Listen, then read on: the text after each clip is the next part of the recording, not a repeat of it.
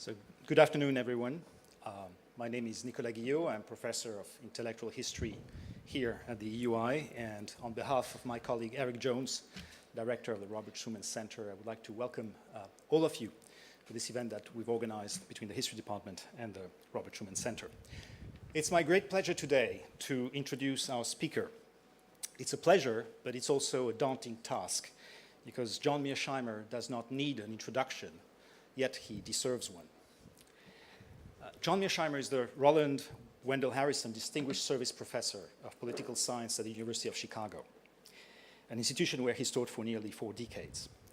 Prior to that, he graduated from the US Military Academy in West Point, after which he joined the Air Force, and then took a PhD in political science at Cornell University. Now, for those of you with a background in international relations theory, Mearsheimer is a household name. He is without a doubt one of the towering figures of the discipline, and probably the most prominent representative of the realist school of international politics.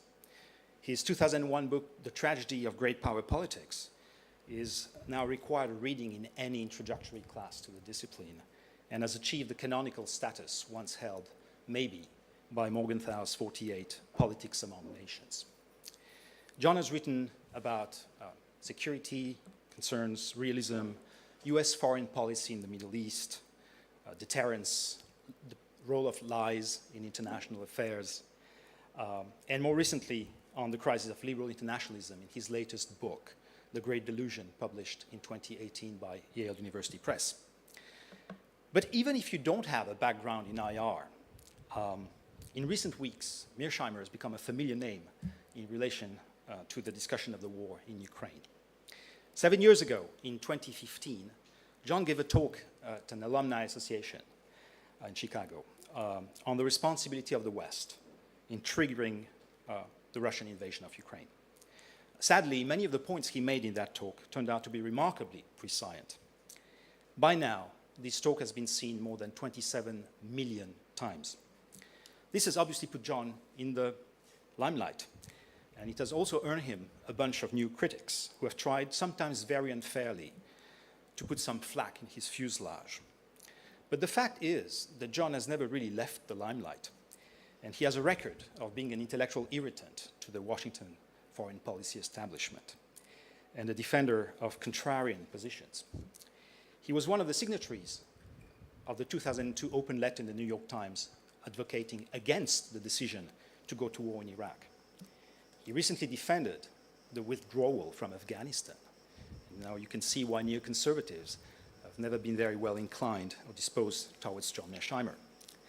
But then in 1994, he was also the only voice saying that the Ukrainians should not give away, but keep their nuclear weapons.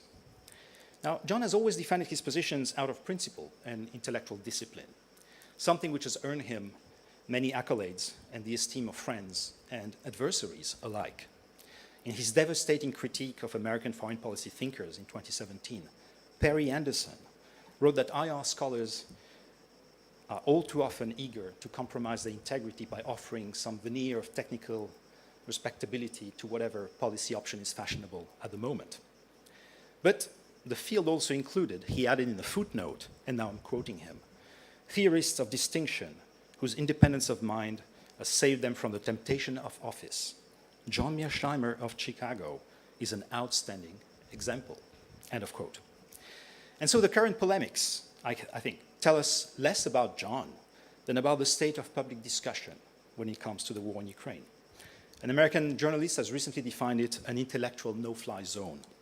We are in a moment in which, if you follow the sometimes heated debates on social but also traditional media, diplomacy has become synonymous with appeasement, in which advocating anything short of an ill-defined military solution makes you complicit with genocide, and in which even gesturing towards the possibility that responsibilities may be shared somehow means joining an extremist fringe that includes not only the ubiquitous Noam Chomsky, but such dangerous fanatics as Jeffrey Sachs, Pope Francis, the New York Times since the May 19th editorial, and possibly now France and Germany.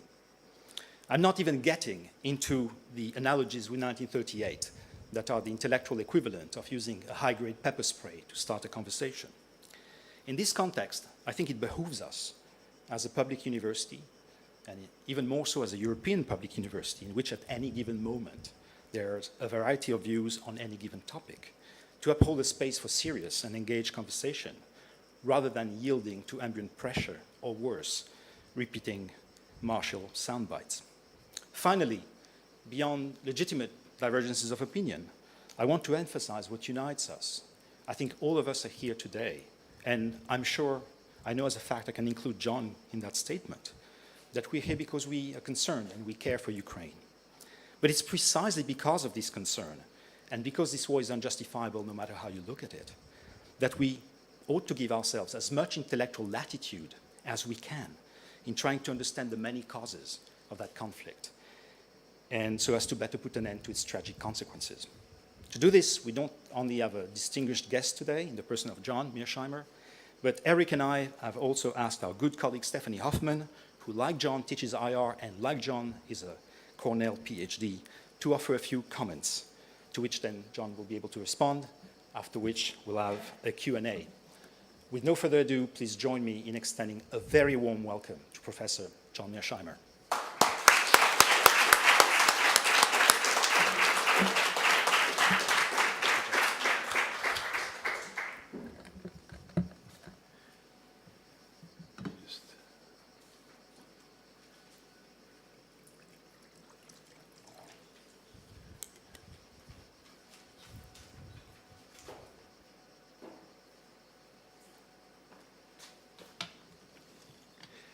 Can everybody hear me clearly in the rear? Good. If I trail off for one reason or another, just wave your hand like that.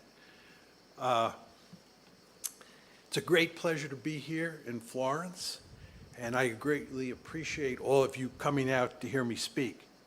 I would like to thank my old friend Nicholas Guijo for his most generous introduction, and I'd like to thank Eric Jones and the European Union Institute for inviting me to give this talk. And I would like to thank Stephanie, even before she's offered her comments, for giving those comments and letting me expound on various points that I don't fully develop in the talk. The war in Ukraine is a multi-dimensional disaster, which is likely to get worse in the foreseeable future. When a war is successful, little attention is paid to its causes, but when the outcome is disastrous, much attention is paid to the origins of the conflict. People want to know, how did we get into this terrible situation? I have witnessed this phenomenon twice in my lifetime, first with the Vietnam War and second with the Iraq War.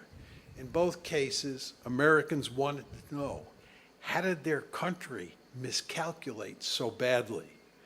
Given that the United States and its NATO allies played a crucial role in the events that led to the Ukraine war and are now playing a central role in the conduct of that war, it's appropriate to evaluate the West's responsibility for this calamity. I want to make two main arguments today. First, the United States is principally responsible for causing the Ukraine crisis. This is not to deny that Putin started the war and that he is responsible for Russia's conduct on the battlefield. Nor is it to deny that America's allies bear some responsibility, but they largely follow Washington's lead on Ukraine.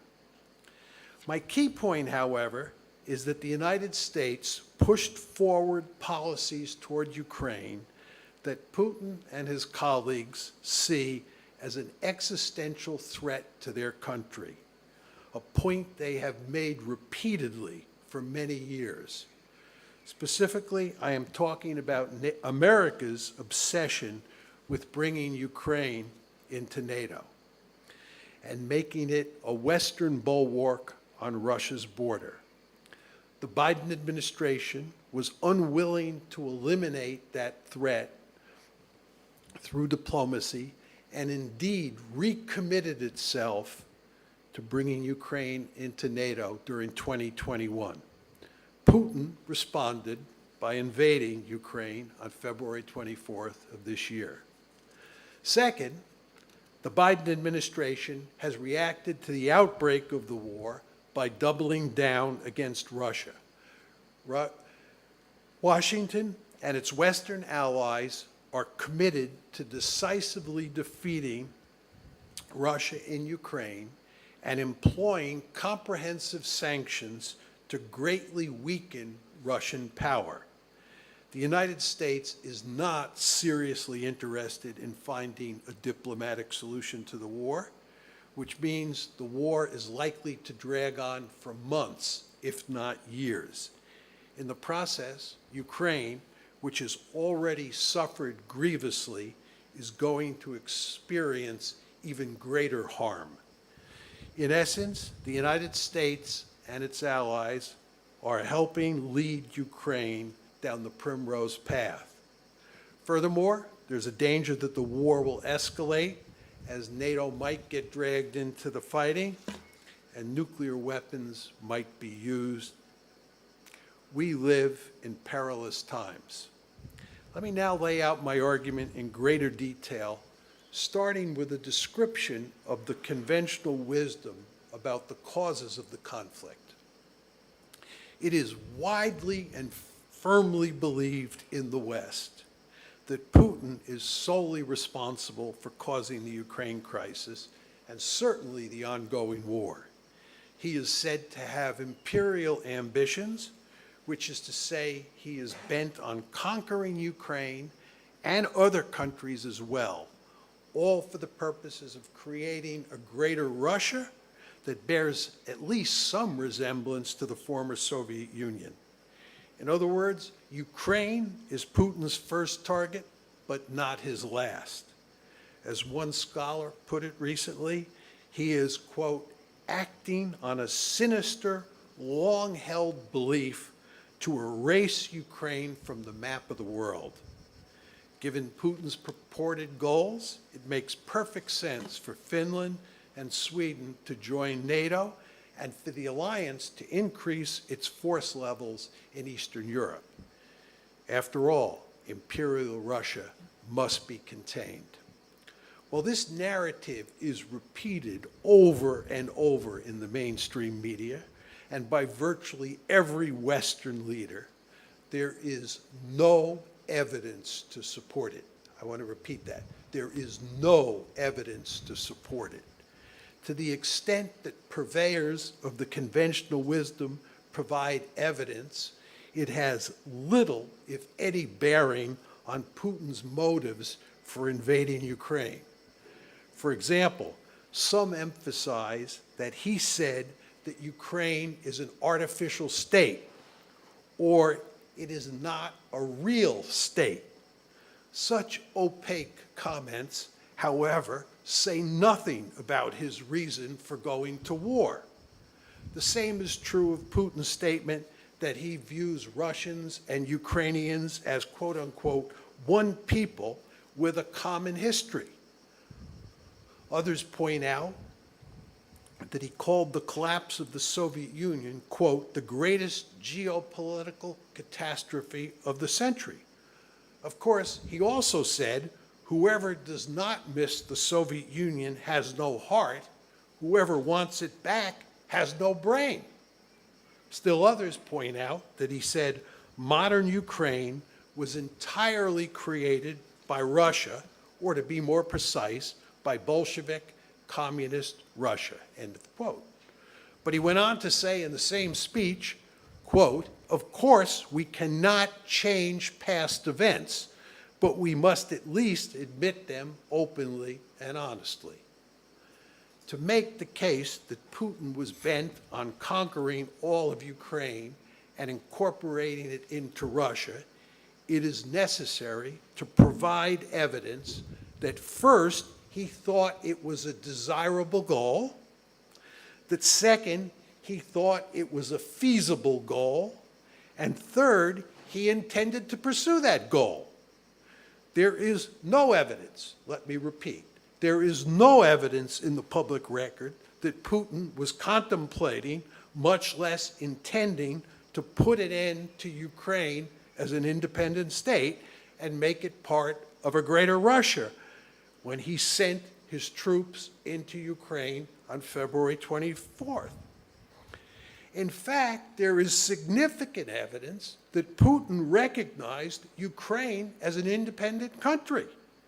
In his July 12, 2021 article, which I assume many of you have looked at, about Russian-Ukrainian relations, which proponents of the conventional wisdom often point to as evidence of his imperial ambitions, he tells the Ukrainian people in that article, "You want to establish a state of your own? You are welcome." Regarding how Russia should treat Ukraine, he writes, "There is only one answer, with respect." He concludes that lengthy article with the following words, "And what Ukraine will be, it is up to its citizens to decide." That's not evidence of somebody who's interested in swallowing Ukraine and making it part of Russia.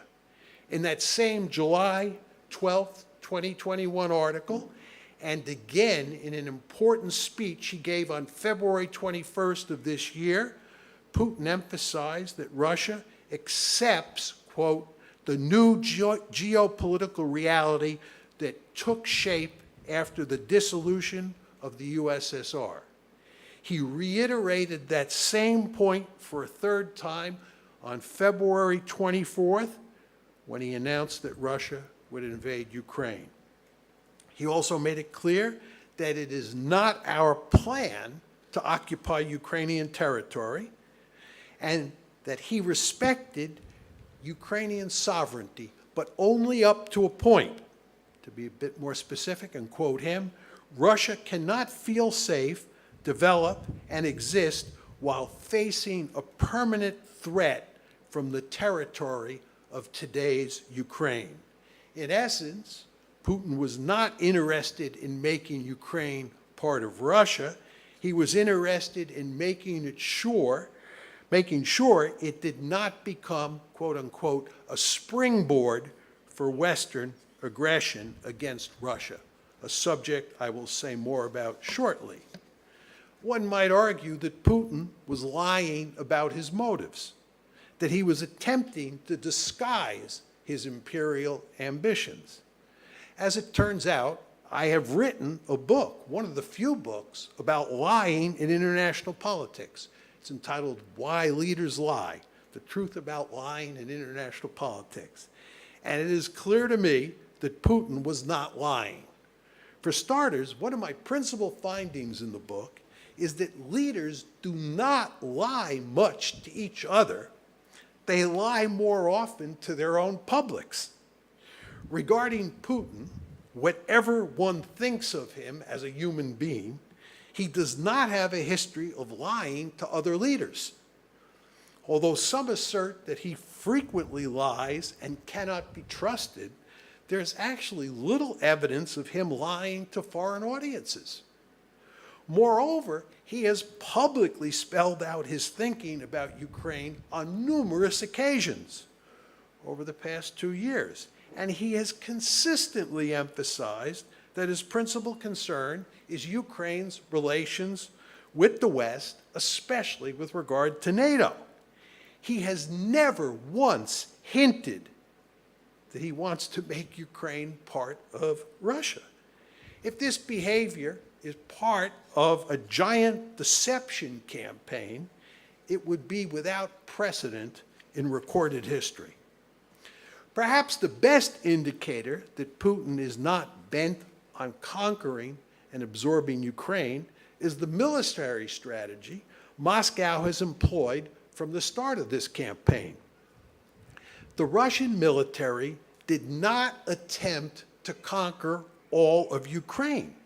That would have required a classic blitzkrieg strategy that aimed at quickly overrunning all of Ukraine with armored forces supported by tactical air power. That strategy was not feasible, however, because there were only 190,000 soldiers in Russia's invading army, which is far too small a force to vanquish and occupy Ukraine, which is not only the largest country between the Atlantic Ocean and Russia, but also has a population of over 40 million people. You're not going to conquer, occupy, and absorb a country of that size with 190,000 people. And you're not even going to have enough troops to launch a classic blitzkrieg, which is essential to conquer the entire country. Unsurprisingly, the Russians pursued a limited aim strategy, which focused on either capturing or threatening Kyiv and conquering a large swath of territory in eastern and southern Ukraine. In short, Russia did not have the capability to subdue all of Ukraine, much less conquer other countries in Europe. To take this argument a step further, Putin and other Russian leaders surely understand from the Cold War that occupying countries in the age of nationalism is invariably a prescription for never-ending trouble. The Soviet experience in Afghanistan is a glaring example of this phenomenon. But more relevant for the issue at hand is Moscow's relations with its allies in Eastern Europe during the Cold War. The Soviet Union maintained a huge military presence in that region and was involved in the politics of almost every country located there. Those allies, however, were a frequent thorn in Moscow's side. The Soviet Union put down a major insurrection in East Germany in 1953. It invaded Hungary in 1956, and it then invaded Czechoslovakia in 1968, all for the purpose of keeping those countries in line. There was serious trouble in Poland in 1956, 1970, and 1980 to 81. Although Polish authorities dealt with these events, they served as a reminder that intervention might be necessary. Albania, Romania, and Yugoslavia routinely caused Moscow trouble, but Soviet leaders tended to tolerate their misbehavior because their location made them less important for deterring NATO. What about contemporary Ukraine? It's obvious from Putin's July 12, 2021 essay, his famous essay, that he understands that Ukrainian nationalism is a powerful force, and that the civil war in the Donbass, which had been going on since 2014, had done much to poison relations between Russia and Ukraine. He surely knew that Russia's invasion force would not be welcomed with open arms by Ukrainians, and that it would be a Herculean task for Russia to subjugate Ukraine if it had the necessary forces to conquer the entire country, which it did not have. Finally, it's worth noting that hardly anyone made the argument that Putin had imperial ambitions from the time he first took office in 2000 until the Ukraine crisis first broke out on February 22nd, 2014. That's 14 years. Nobody made the argument that he had imperial ambitions in his first 14 years in office. In fact, the Russian leader was an invited guest to the April 2008 NATO summit in Bucharest, where the alliance announced that Ukraine and Georgia would eventually become members. He was invited to be there. Putin's opposition to that announcement had hardly any effect on Washington because Russia was judged to be too weak to stop further enlargement, just as it had been too weak to stop the 1990 tranche of enlargement, and just as it had been too weak to stop the 2004 tranche of expansion. Relatedly, it's important to note that NATO expansion before 2004 2014, before the February 2014 crisis, was not aimed at containing Russia. Given the sad state of Russian military power, Moscow was in no position to pursue revanchist policies in Eastern Europe. Tellingly, former U.S. Ambassador to Moscow Michael McFaul notes that Putin's seizure of Crimea, that was in February 22nd, after the February 22nd, 2014 crisis started, was not planned before the crisis, but was an impulsive move in response to the coup that overthrew Ukraine's pro-Russian leader. In short, NATO enlargement was not intended to contain a Russian threat, but was intended instead as part of a broader policy to spread the liberal international order into Eastern Europe and make the entire continent look like Western Europe. It was only when the Ukraine crisis broke out in February 2014 that the United States and its allies suddenly began describing Putin as a dangerous leader with imperial ambitions, and Russia as a serious military threat that had to be contained. What happened?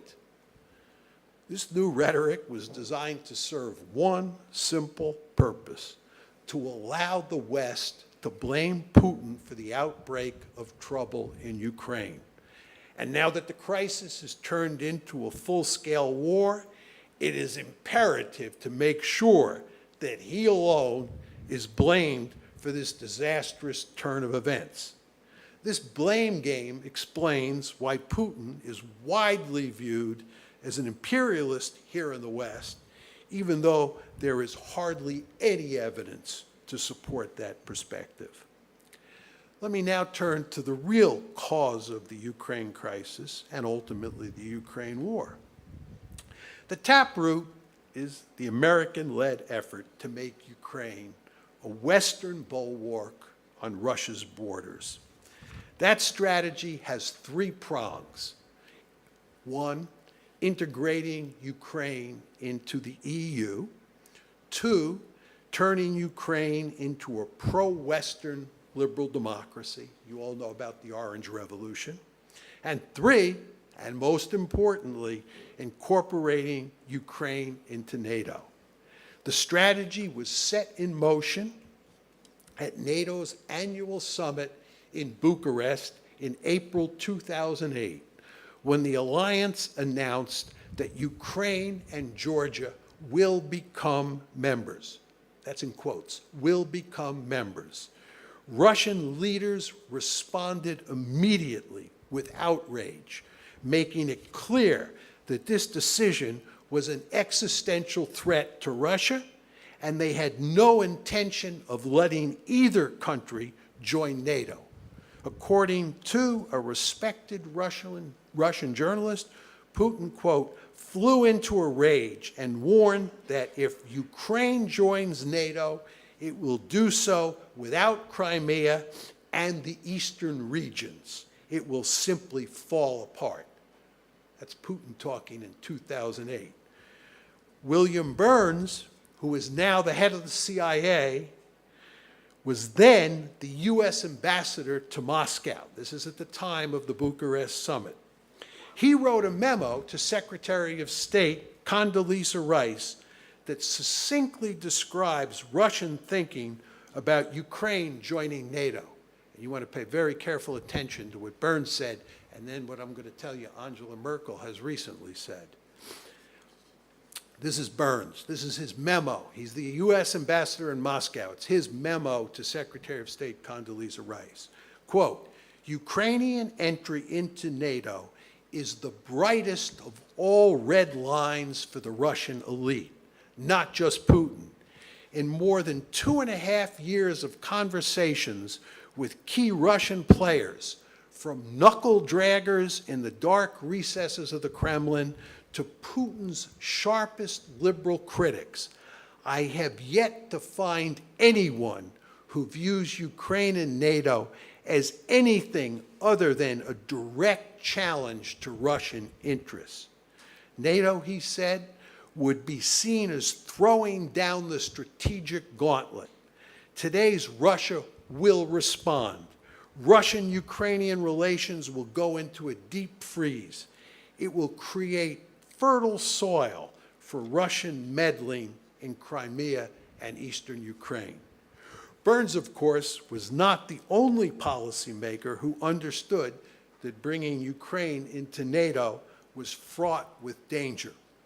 Indeed, at the Bucharest summit, at the summit itself, both German Chancellor Angela Merkel and French President Nicolas Sarkozy were opposed to moving forward on NATO membership for Ukraine because they feared it would infuriate Russia.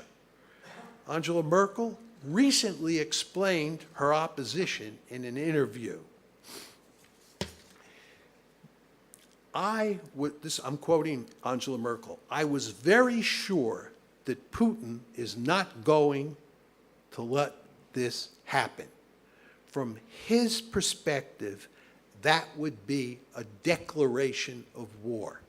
Think about what Merkel, who opposed it in April 2008, is saying. She's saying that she knew that Putin would interpret it as a declaration of war. In other words, putting Ukraine in NATO would be a declaration of war. And Burns has just told you that Putin's not an anomaly, that every Russian member of the foreign policy elite, including the knuckle draggers in the recesses of the Kremlin that he has talked to, view it just as Putin views it. The Bush administration, which was pushing this policy decision for NATO, however, cared little about Moscow's brightest of red lines and pressured the French and German leaders to agree to issuing a public pronouncement that said unequivocally that Ukraine and Georgia would eventually join the alliance. Unsurprisingly, the American-led effort to integrate Georgia into NATO resulted in a war between Georgia and Russia in August 2008, just 4 months after the Bucharest summit.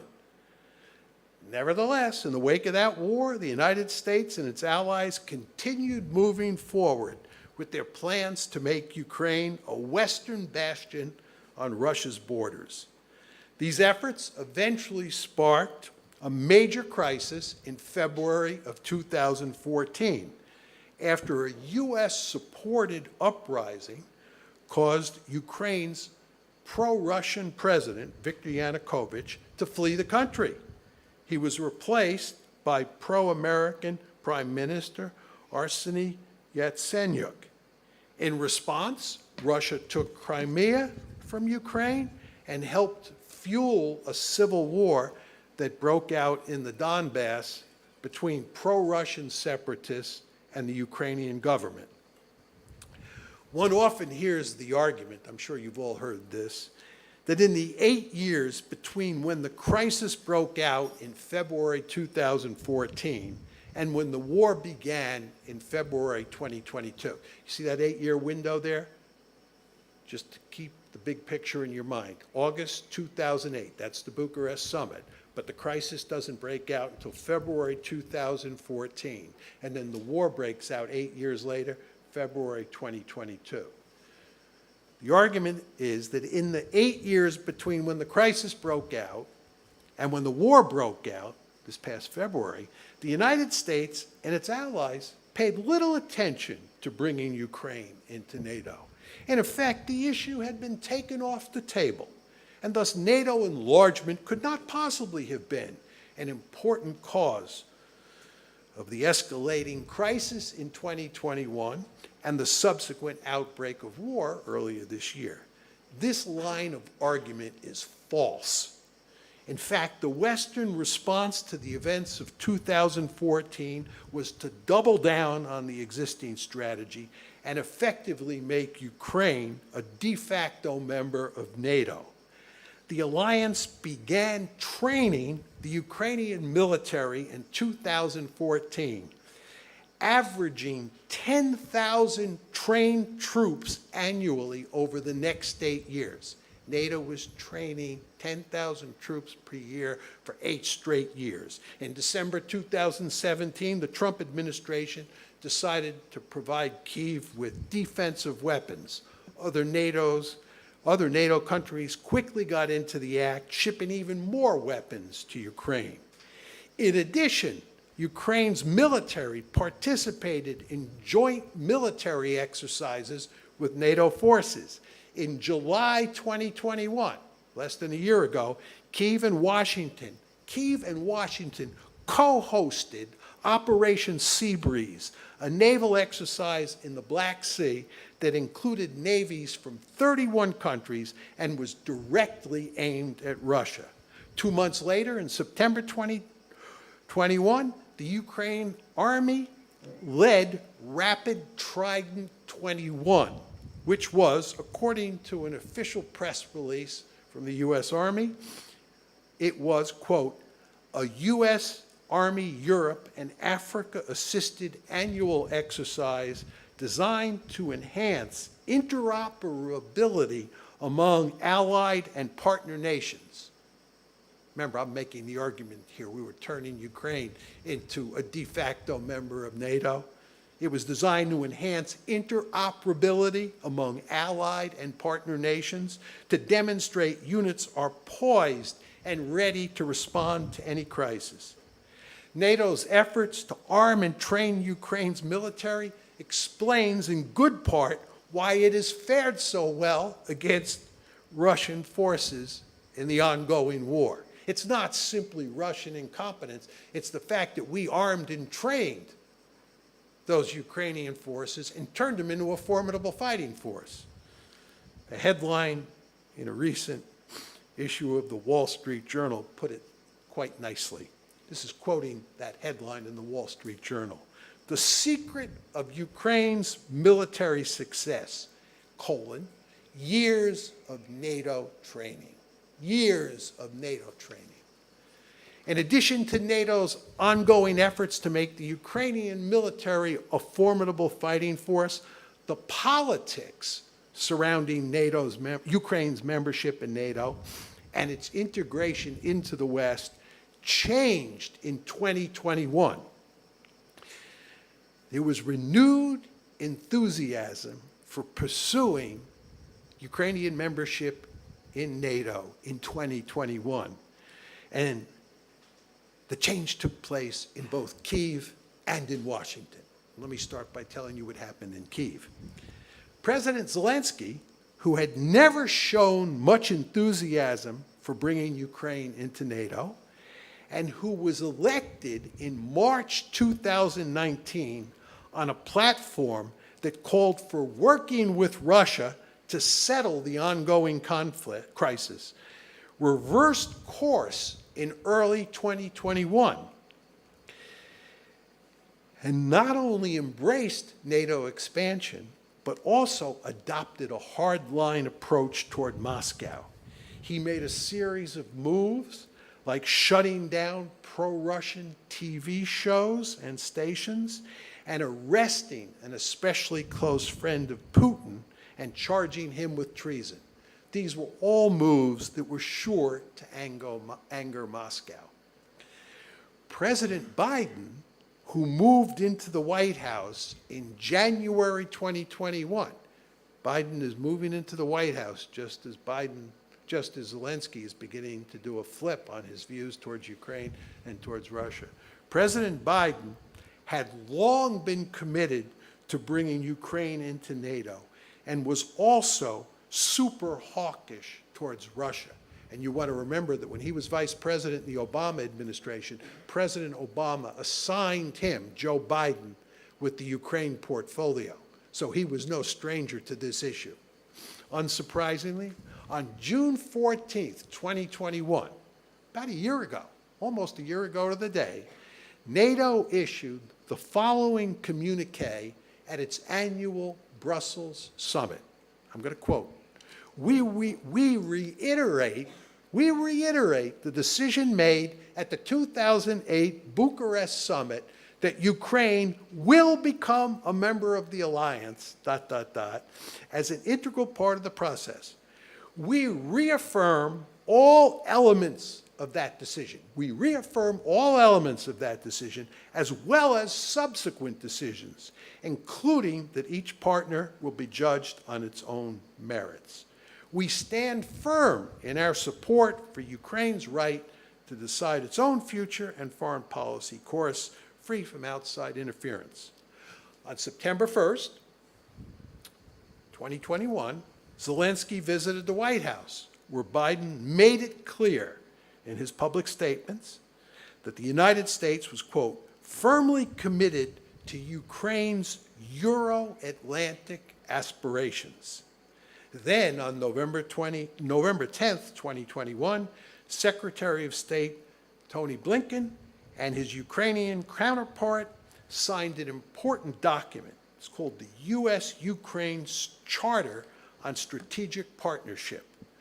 It's available on the website or on the internet if you're interested. This is what it says. The aim of both parties is to, quote, underscore a commitment to Ukraine's implementation of the deep and comprehensive reforms necessary for full integration into Europe and Euro-Atlantic institutions. That document explicitly builds not just on, quote, the commitments made to strengthen the Ukraine-U.S. strategic partnership by Presidents Zelensky and Biden, end of quotes, but it also reaffirms the U.S. commitment to the, quote, 2008 Bucharest Summit Declaration. In short, there is little doubt that starting in early 2021, Ukraine began moving rapidly toward joining NATO. Some argue that while that may be true, it should not have concerned Russian policymakers. We have decided it shouldn't have concerned Russian policymakers. Why? Because NATO is a defensive alliance and poses no threat to Russia. But that's not how Putin and other Russian leaders think about NATO. And it is what they think, not what you think or I think, that matters. And they see NATO as a direct threat. They see NATO expansion into Ukraine as an existential threat. They see it as the brightest of red lines.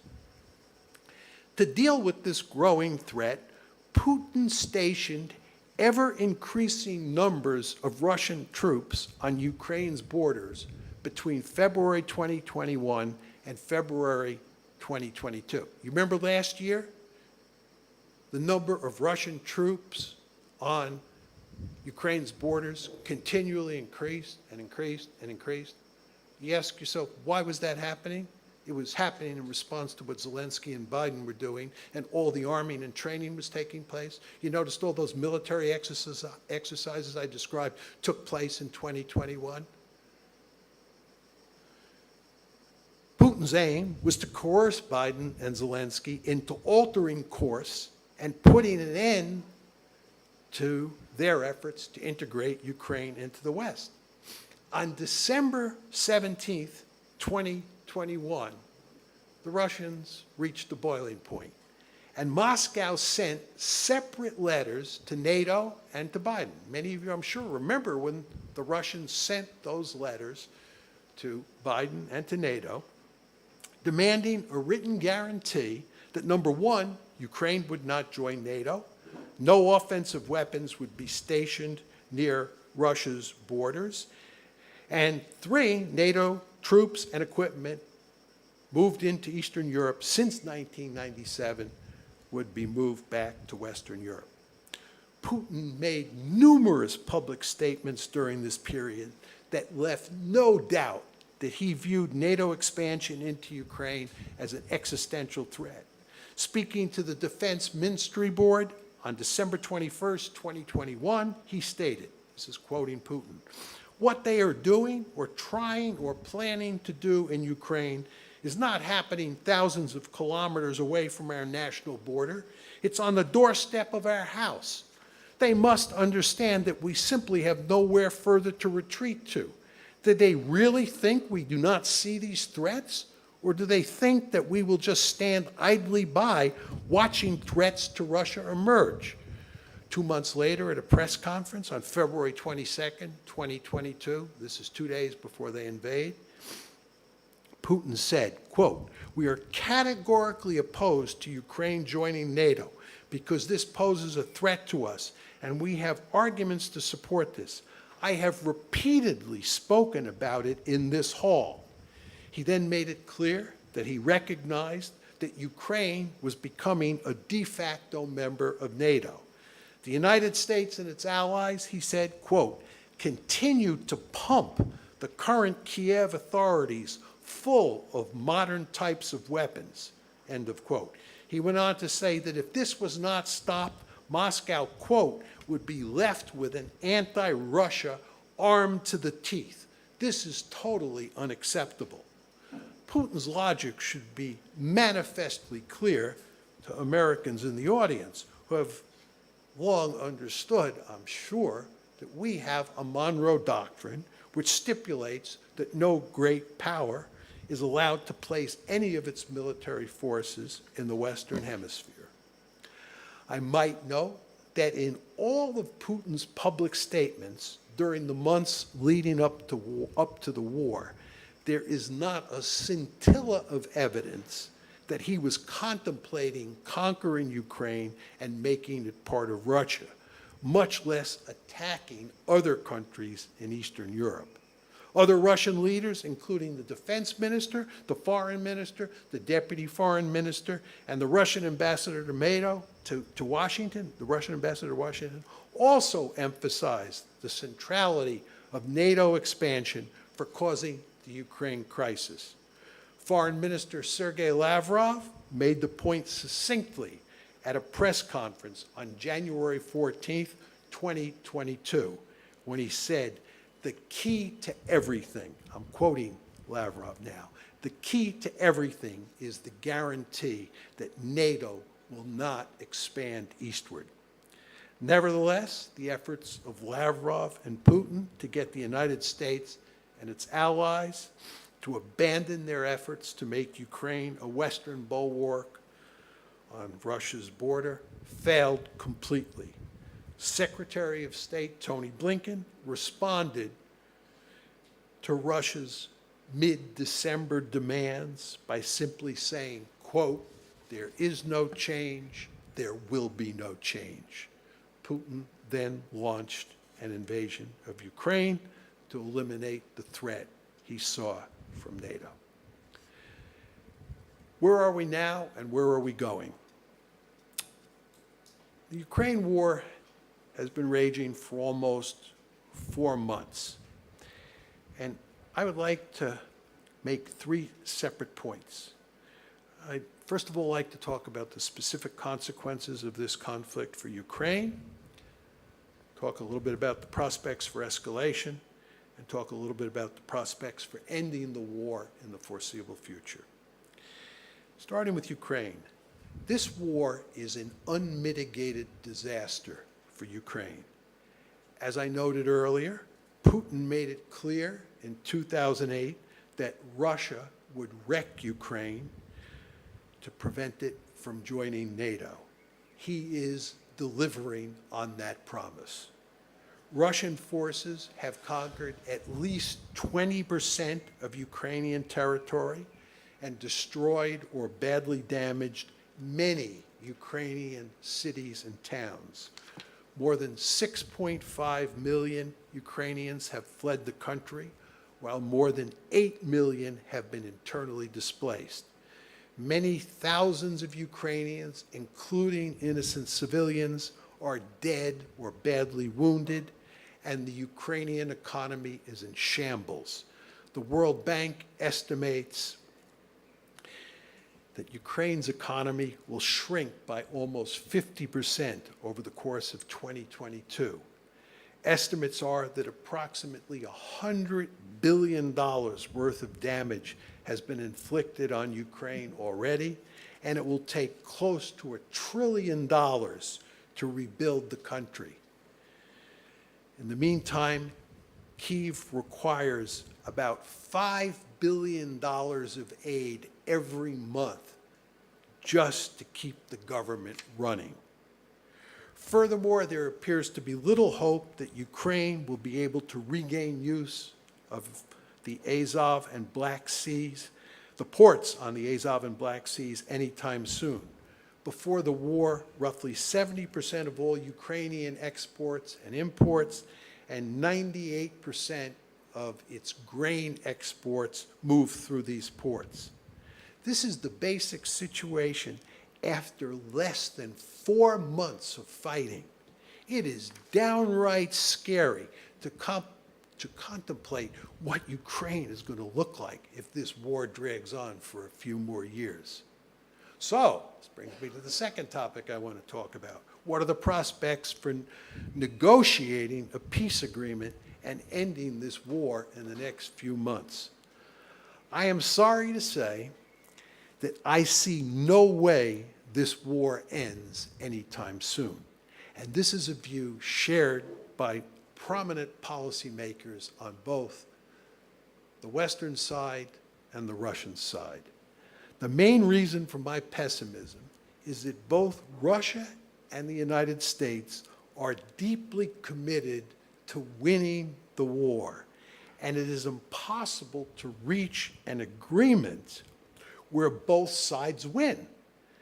To be more specific, the key to a settlement from Russia's perspective is making Ukraine a neutral state, which means that Ukraine must divorce itself from the West, especially the United States. But that outcome is unacceptable to the Biden administration and a large portion of the American foreign policy establishment, because it would represent a victory for Russia. Ukrainian leaders have agency, of course, and thus one might hope that given all the horror being inflicted on their country, they will push for neutralization.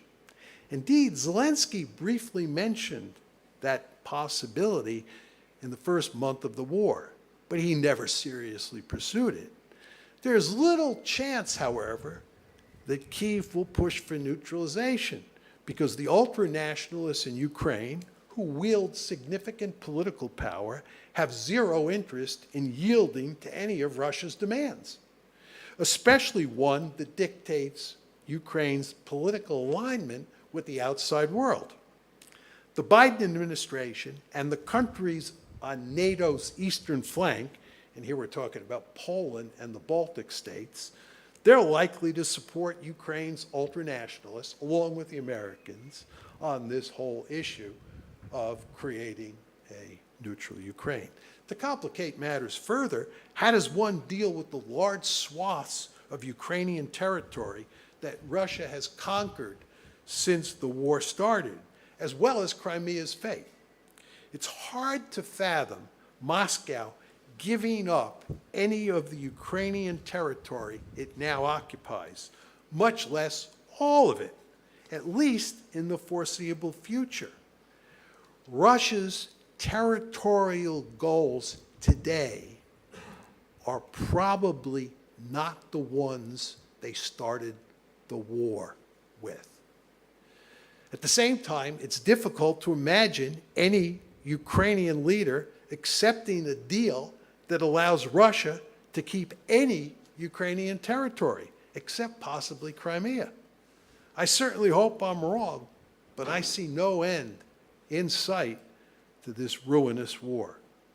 Let me turn to the final matter, which is the matter of escalation.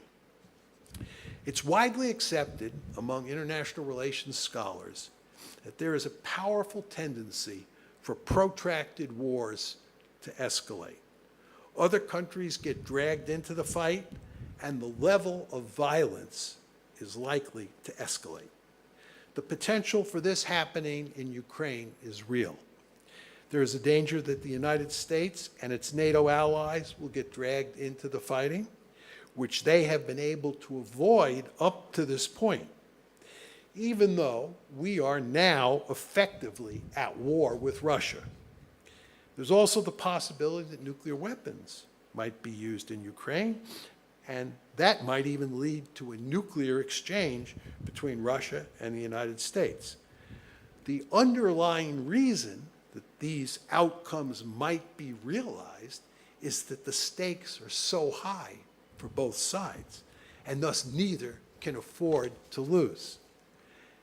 As I have emphasized, Putin and his lieutenants believe that Ukraine joining the West is an existential threat to Russia that must be eliminated. In practical terms, that means Russia must win its war in Ukraine. Defeat is unacceptable.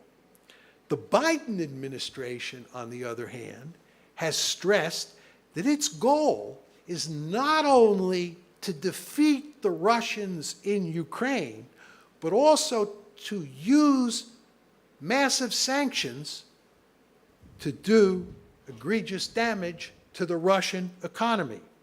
Secretary of Defense Lloyd Austin has emphasized that the West's goal is to weaken Russia to the point where it could not invade Ukraine again. In effect, the Biden administration is committed to knocking Russia out of the ranks of the great powers. At the same time, President Biden himself has called Russia's war in Ukraine a genocide and charged Putin with being a war criminal who should face, quote, a war crimes trial after the war.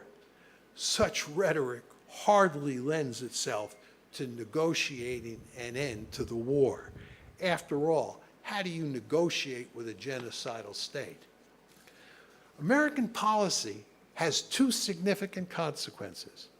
For starters, it greatly amplifies the existential threat Moscow faces in this war, and it makes it more important than ever that Moscow prevail in Ukraine. At the same time, it means that the United States is deeply committed to making sure that Russia loses.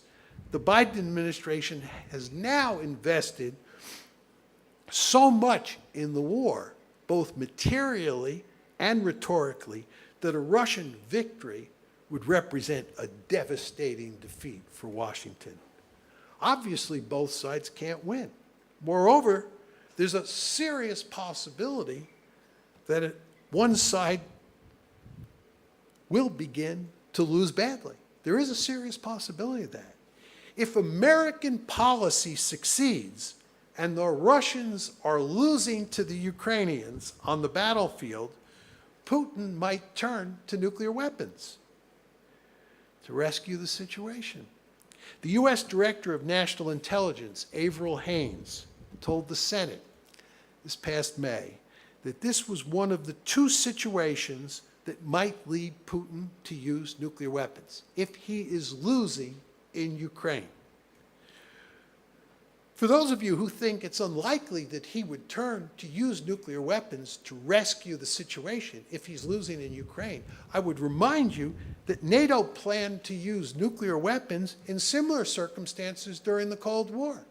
We were planning to use nuclear weapons in West Germany if the Warsaw Pact overran West Germany. If we were losing against the Warsaw Pact in West Germany, we were going to turn to nuclear weapons to rescue the situation. That's what we're talking about Putin doing. You don't think he'll do it? I wouldn't bet a lot of money on that. If Russia were to employ nuclear weapons in Ukraine, it's difficult to say how the Biden administration would react, but it would surely be under great pressure to retaliate, thus raising the possibility of a great power nuclear war. There is a perverse paradox at play here. You really want to think about this. The more successful we are, the United States and its allies, at achieving our war aims, the more likely it is that the war will turn nuclear. Let's turn the tables and ask what happens if the United States and its NATO allies appear to be heading toward defeat, which effectively means that the Russians are routing the Ukrainian military and the government in Kyiv is moving to negotiate a peace deal to hold on to as much of Ukraine as possible. In that event, there would be tremendous pressure on the United States and its allies to get even more deeply involved in the fighting. It is not likely, but certainly possible, that America or maybe Polish troops would get pulled into the fighting, which means NATO would not effectively be at war with Russia, it would literally be at war with Russia. This is the other scenario, according to Avril Haines, the Director of National Intelligence, where the Russians might turn to nuclear weapons. It is difficult to say precisely how events will play out in the Ukraine war. But there is no question that there will be serious potential for escalation, to include nuclear escalation. The mere possibility of that outcome should send shivers down your spine. There are likely to be other disastrous consequences from the war, which I cannot discuss in any detail because of time constraints. For example, there's reason to think that the war will lead to a food crisis in which many millions of people will die. Furthermore, relations between Russia and the West have been so thoroughly poisoned that it will take many years to repair them, maybe even decades. In the meantime, that profound hostility will foster instability around the globe, and especially in Europe. One might agree, but note that there's a silver lining. Relations among countries in the West have markedly improved. Transatlantic relations have improved. NATO and the EU are in better shape than ever. That's true for the moment, but there are deep fissures below the surface, which are likely to manifest themselves over time. For example, I would expect that relations between the countries of Eastern Europe will deteriorate as the war drags on. Finally, the conflict is already damaging the global economy in major ways, and the situation is likely to get much worse with time. Jamie Morgan, the CEO of J.P. Morgan Chase, says that we should brace ourselves for an economic hurricane. These economic shocks, of course, in turn, will affect the politics of every Western country, undermining liberal democracy and strengthening its opponents on both the left and the right. In conclusion, the ongoing conflict in Ukraine is a colossal disaster, which, as I noted at the start of my talk, will lead people all around the world to search for its causes.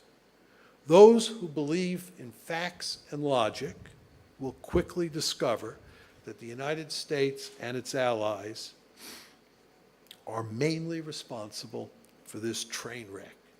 The April 2008 decision to bring Ukraine and Georgia into NATO was destined to lead to conflict with Russia. The Bush administration was the principal architect of that fateful choice, but the Obama, Trump, and Biden administrations have doubled down on that policy at every turn, and America's allies have dutifully followed. Even though Russia's leaders made it perfectly clear that bringing Ukraine into NATO would be crossing the brightest of red lines, the United States simply refused to accommodate Russia's deepest security concerns and instead moved relentlessly to make Ukraine a Western bulwark on Russia's border. The tragic truth is that if the West had not pursued NATO expansion into Ukraine, it is unlikely there would be a war in Ukraine today, and Crimea would still be part of Ukraine. In essence, Washington played the central role in leading Ukraine down the path to destruction. History will judge the United States and its allies with abundant harshness for its remarkably foolish policy on Ukraine. Thank you.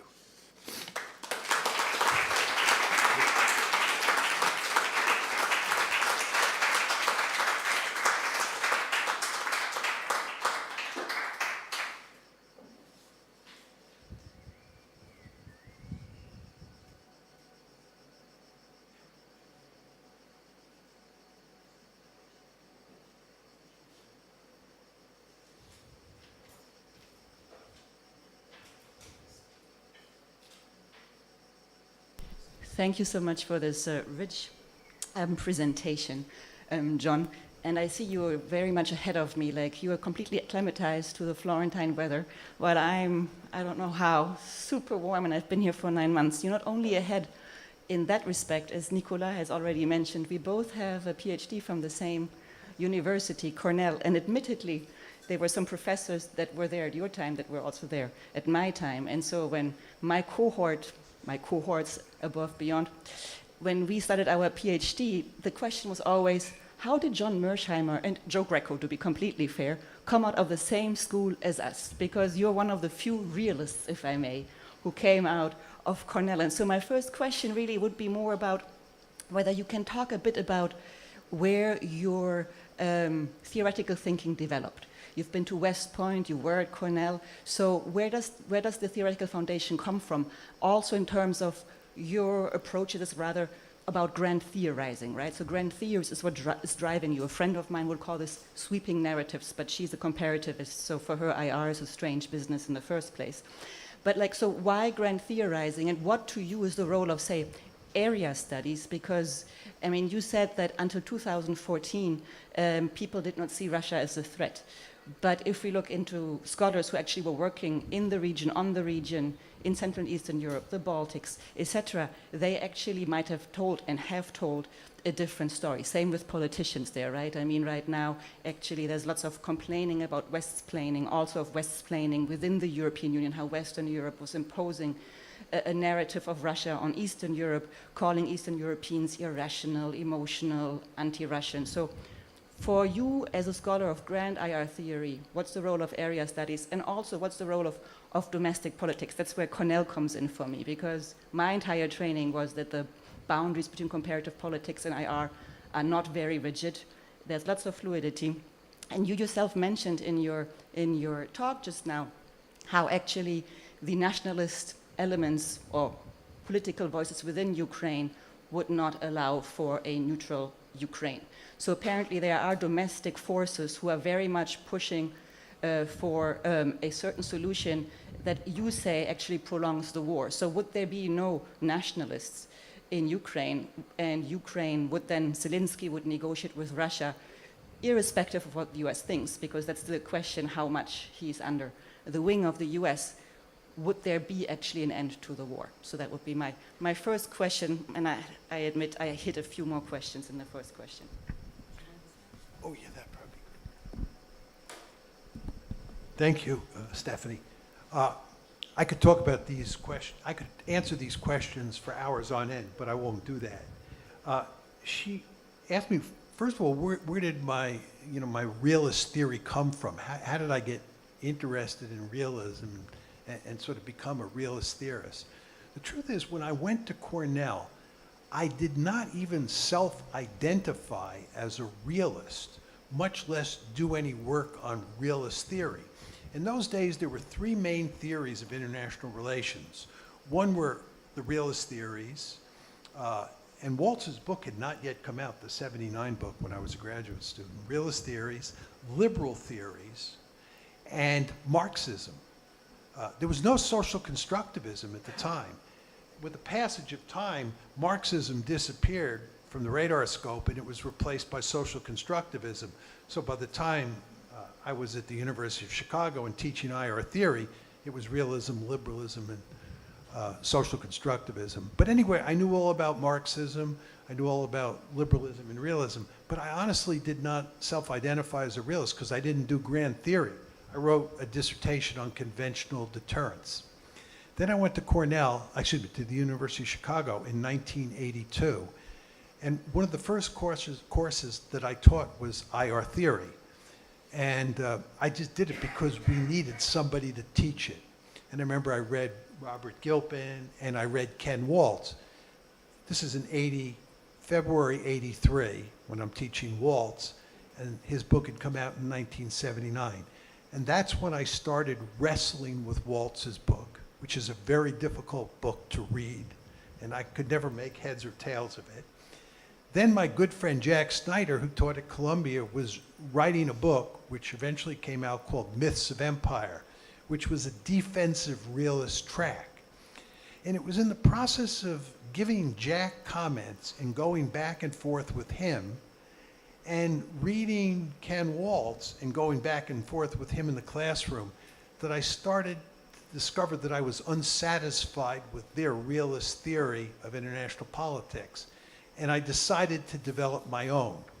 And this was very easy to do at the University of Chicago because the University of Chicago was a place that privileged theory. It was a very theoretical institution. So I naturally gravitated into theory, to IR theory, and I discovered that I was a realist.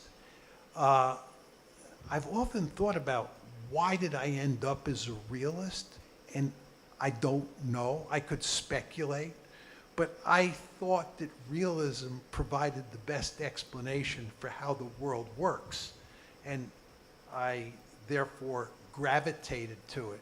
But there were surely other factors that influenced me. So that's basically how I ended up doing IR theory and becoming a realist. Now, you asked me about my love of grand theory.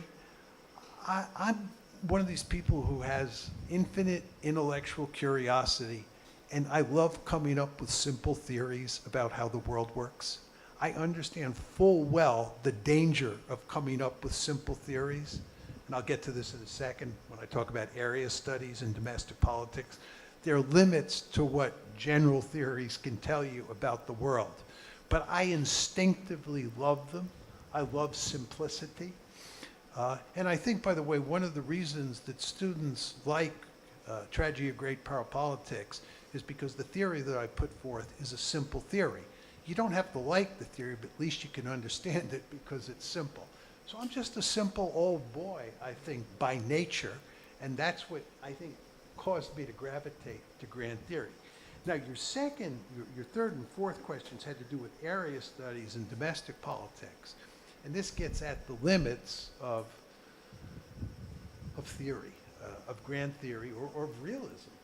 Realism, as most of you folks know, is a theory that leaves domestic politics on the cutting room floor. The theory says that domestic politics do not matter. Now, we all know that domestic politics do matter. And the argument that realists like me make is that they don't matter that much. So you can come up with a simple theory that leaves them out, and that theory will still have lots of explanatory power. My intuition, and it's just my intuition, is that a really good theory, like realism, can explain 75% of what happens. That means it's wrong 25% of the time. And my argument is that it's wrong 25% of the time because those factors that it leaves on the cutting room floor sometimes jump up and bite you in the hiney. They matter. Domestic politics sometimes really matters, and your simple systemic theory can't explain that particular case. So there are real limits to even the best theory. Just to come at this from another perspective, theories are simplifications of an incredibly complicated reality. There's no way we can make sense of the world because it's so complicated without simple theories. We need simple theories.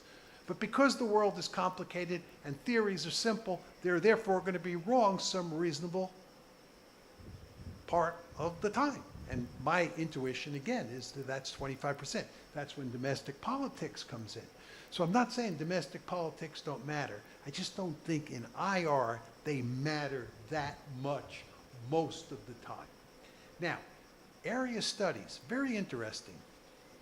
One of my big gripes about comparative politics is that invariably people who study comparative politics never take IR courses. They think that people who study IR, are basically second rate, and these IR theories are not important to know. You want to go inside the black box. All this talk about treating states like black boxes and looking at their interactions is foolish. I always say to comparativists, I say this to young graduate students, take courses in IR, right? It's fine to be a comparativist and know a ton about what's happening inside Russia or inside Ireland or Brazil, whatever area you want to study. But don't you want to know basic IR theory, how this country that you're studying relates to other countries according to the basic IR theories? Just think about China. If I were young today, I'd learn Chinese, I'd become a China expert, and I'd take lots of IR courses. Best of both worlds. That's my argument. But somebody recently said to me, John, you're pontificating about the Ukraine crisis. Why are you pontificating about the Ukraine crisis? You don't know anything about Ukraine. You don't know anything about Russia. This is an area that area specialists should dominate. My view is, are you serious? Geopolitics, U.S.-Russian relations, Russian-NATO relations is terribly important for understanding the Ukraine crisis. You have to know basic IR theory to have a good feel for this crisis. And at the same time, I would concede you want area studies in there who can tell you all sorts of things about Ukraine and about Russian domestic politics and American domestic politics and German domestic politics as well. So I don't deny that for 1 second. So my general point is learn IR theory. You're foolish if you don't. Talking to comparativists here. And if you're an IR theorist, you better know the limits of your theories and know that area experts and people who focus on studying what happens inside the black box really do matter. Okay. So my second question is a little more complex, and I apologize. While you gave the talk, I had to briefly look at a Putin speech to quote a little something. But so in your talk, you really stress a lot of, you cite a lot of speeches, and you show this as evidence that actually it was mainly the US NATO expansion or the threat of NATO expansion towards Ukraine that is driving Putin's war in Ukraine. And you say there's no evidence for these alternative explanations that you gave. So it's pretty monocausal. And sorry, I tried to cite you here. It's a false line of argument to pursue these other arguments. So while, as you cited, there are these essential threat elements in his speeches, there are other elements in his speeches as well that actually go in a direction of this mythical unity of the Ukrainian and Russian nation. So actually there are no two nations. He also uses the word genocide, by the way, when he talks about Ukraine. So on his, sorry, now this will take a while because I'm reading off the phone, but on March 18th, on the concert making the anniversary of Crimea's unification with Russia, Putin, for example, says, and now, 22. That's when, in the big stadium with all the flags, when he came with his white turtleneck sweater. And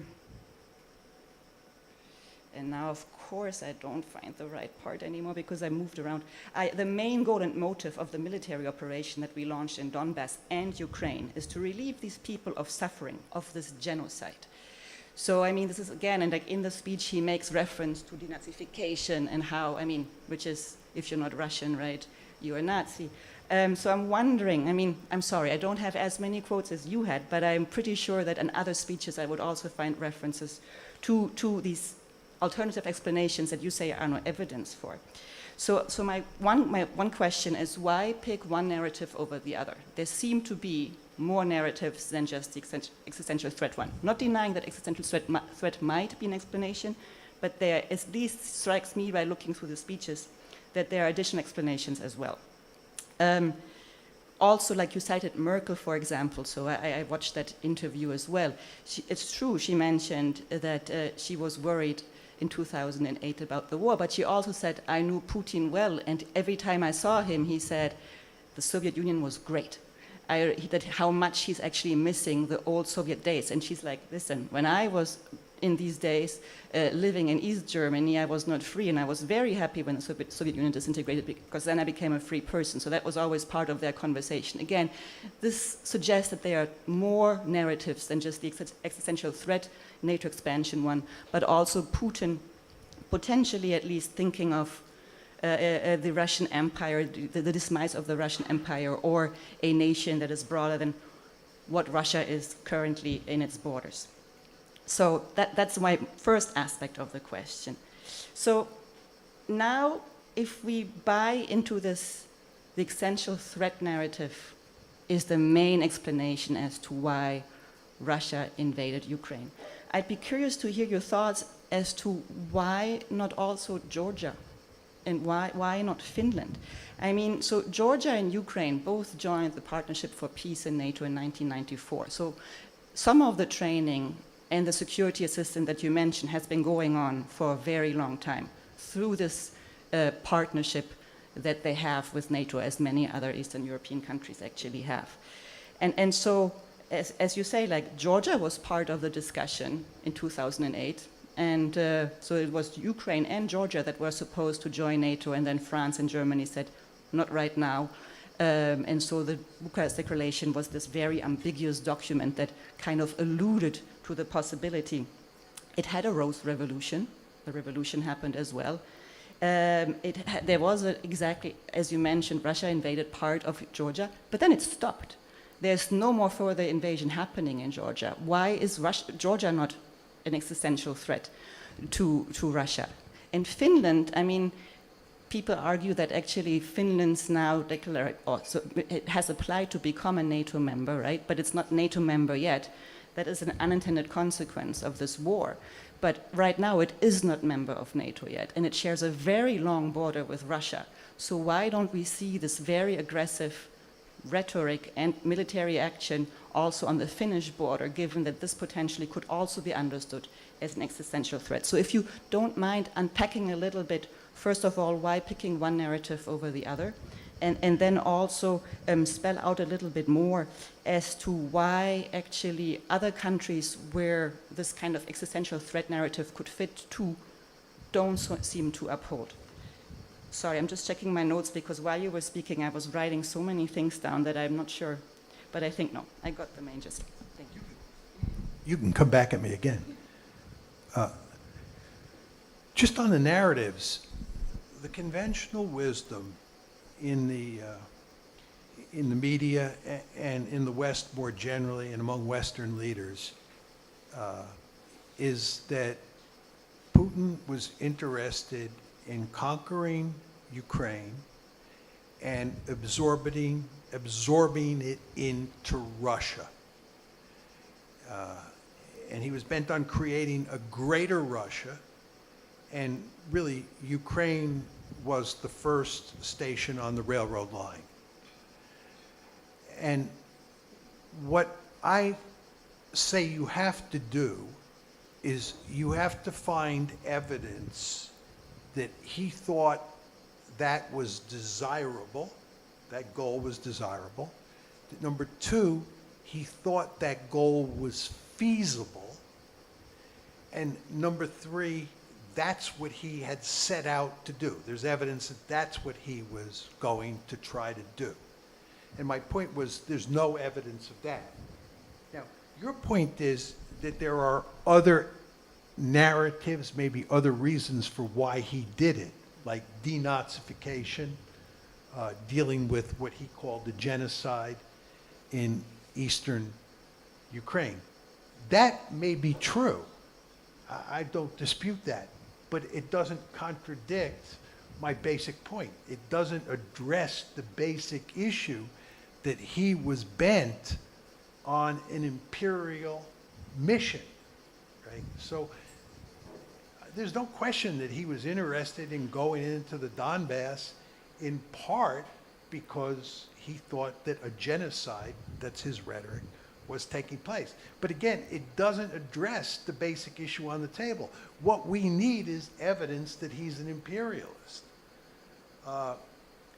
And just to go to Merkel, there's no question that Merkel says that Putin made it clear to him, to her, that he thought the Soviet Union was a wonderful enterprise. And remember, I read the quote where Putin said, in his heart, how could you help but miss the Soviet Union? That's what he said, which is consistent with what Merkel said. But then he went on to say, you know, in the rest of the sentence, that this is not going to happen. Anybody who thinks that is not got a brain. So there's no evidence that he said, I miss the Soviet Union, and what we have to do is recreate the Soviet Union or recreate something that looks like the Soviet Union. You have, in my opinion, you have to provide evidence of that to beat me. It may be possible to do that. Eric and I were talking about that before. We may discover when archives are opened, or there may be pieces of evidence out there now that I've just missed. But you have to show that that's what he was bent on doing. Actually, I thought where you might go, a number of people have used this argument about me. You know, he made this speech about Peter the Great the other day, and he made it clear that Peter the Great had imperial ambitions and was interested in reconquering, I'm choosing my words carefully here, reconquering territory that the Swedes and others had taken away from Russia. And then he, in a very opaque way, implied that he may be doing the same thing. He didn't mention Ukraine. But one could argue that, you know, he sees what he's doing now in Ukraine as similar to what Peter the Great did. That is, reconquering lost territory. That would contradict my argument. My counter to that is that he said that after the invasion. And I have words in there. I've thought about this long and hard. I think his goals have escalated. This is why I think, tragically, he's not going to give up that territory he's conquered. I think he's either going to incorporate that into Greater Russia, or he's going to create independent republics. His goals have changed. My argument is there's no evidence before he went in that he was interested in conquering huge swaths of territory and incorporating it into Russia. It's like the Germans in World War I. I don't know how many of you know about the March 1918 Treaty of Brest-Litovsk. Oh my God, it's amazing how much territory the Germans took from the Russians via the Treaty of Brest-Litovsk in March 1918. Of course, it was all eventually reversed, okay? But when the Germans went into the war in 1914, they did not have those war aims. They evolved as the war went on. And that's the great danger that we face with regard to Putin in Russia now that the war has started, that his war aims have elevated, and it'll make it impossible to recreate a vibrant Ukraine, which would be, from my point of view, a desirable goal.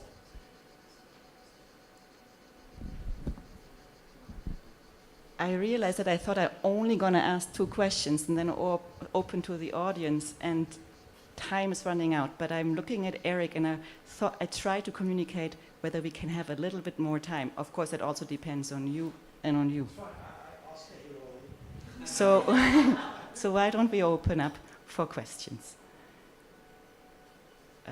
Many questions.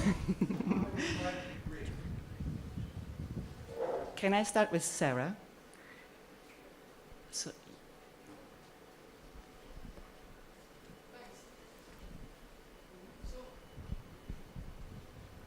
wait, maybe I have to turn mine off.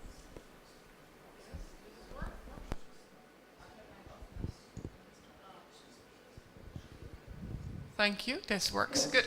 So one is just a factual kind of explanation. Could you explain why, if NATO did not see Russia as a threat in 2008, it wasn't worried about it at all, why it was so interested still in expansion? And the second one is something about this concept of winning the war that you were mentioning at the end, which makes negotiations so difficult because both sides want to really win the war. What does winning the war mean? And the reason I ask this is if we look at Russia's behavior in Syria, I wonder whether permanent stability is perhaps a winning of the war for Russia?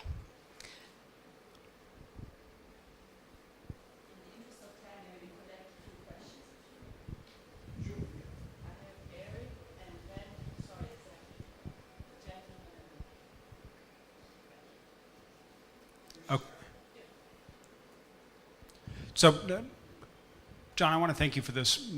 I'm so glad you laid out this argument. And now I want to ask you, building on what Stephanie said, could we challenge your argument with something other than Russia's imperial domain, right? So what if we could identify another existential threat to Vladimir Putin, like democracy?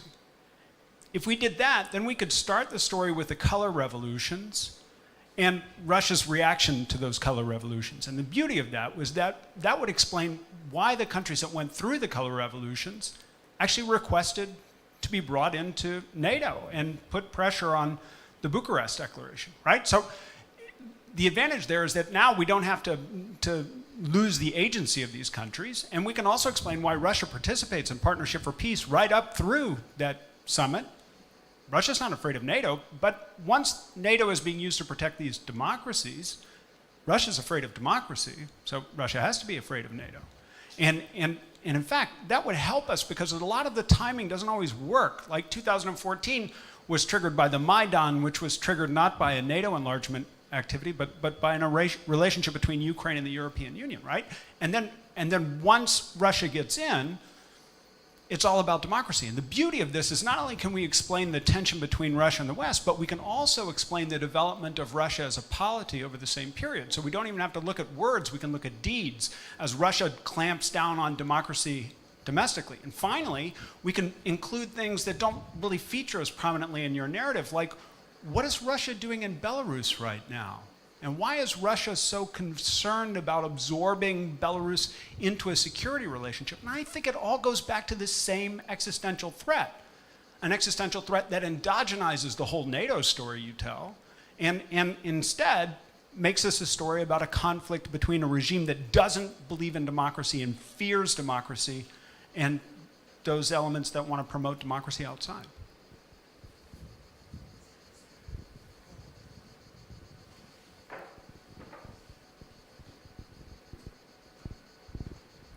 Thank you, everyone. I'm Balthazar, I'm a PhD here. Actually, yes.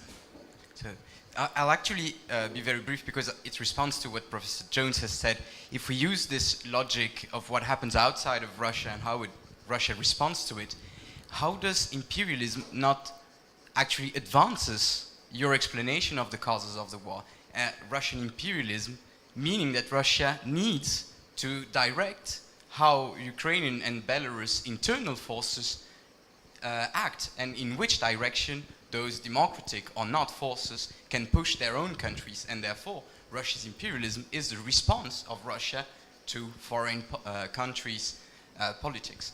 And not Russia being imperialistic does not mean, I don't see why it would imply that the cause you identify would not be the cause of the current war.